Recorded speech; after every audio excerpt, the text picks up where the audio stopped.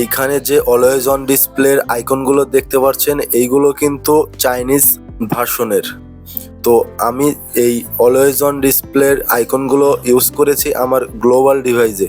তো এই চাইনিজ আইকনগুলো আমার গ্লোবাল ডিভাইসে আমি কিভাবে সেট আপ করলাম সেই সম্পর্কে বিস্তারিত এই ভিডিওতে দেখাবো।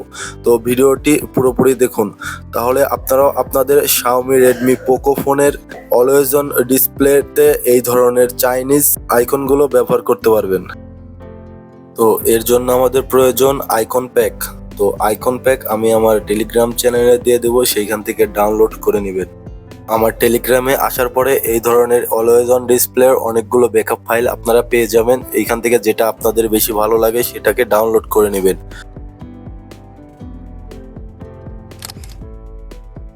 ব্যাকআপ ফাইল ডাউনলোড পরে এইখানে ফোন সেটিংসে চলে আসবেন। ফোন সেটিংসে আসার পরে অ্যাবাউট ফোনে ক্লিক করবেন এবং নিচের দিকে দেখবেন লেখা রয়েছে ব্যাকআপ অ্যান্ড রিস্টোর।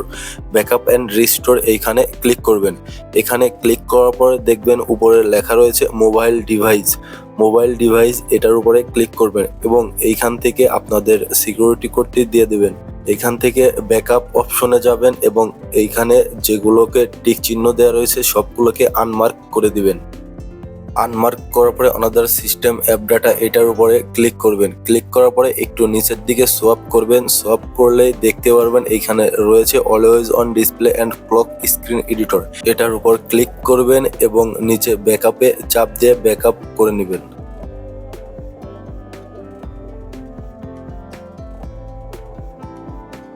ব্যাকআপ হয়ে গেলে এইখানে ফিনিশের ওপর চাপ দিন এবং এইখান থেকে বের হয়ে আসুন।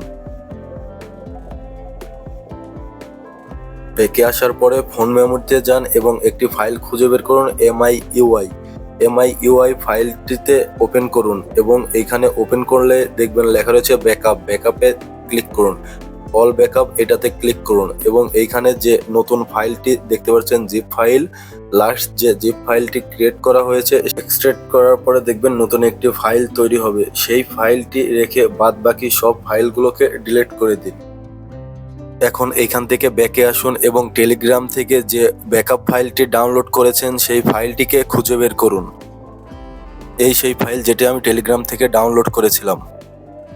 তো এই ফাইলটিকে আমি সিলেক্ট করব এবং আমি যে ব্যাকআপ ফাইলটি তৈরি করেছি সেই ফাইলে নিয়ে যাব।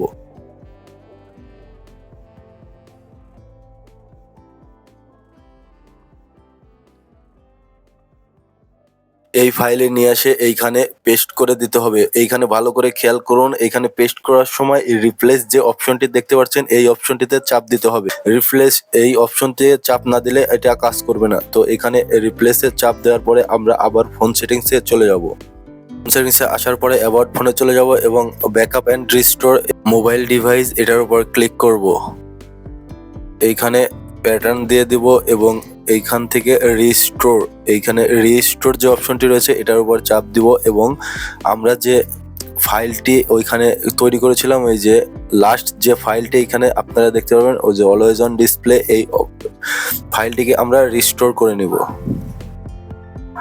রিস্টোর হয়ে গেছে, এখান থেকে ফিনিশ করে দিব।